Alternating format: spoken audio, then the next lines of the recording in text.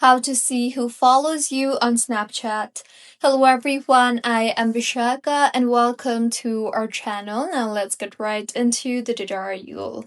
Firstly, go ahead and open the Snapchat application on your device and tap on your Bitmoji on the top left of your screen. Here, tap on the public profile option you see there, and now under your name, you will be able to see the follower count. However, Snapchat does not have an exact tab for your followers list, but you can get a brief overview of it. So tap on Insights you see there, and then go ahead and see the total followers that you have in Snapchat. You can then tap on your Bitmoji on top of your screen again and navigate to the My Friends tab.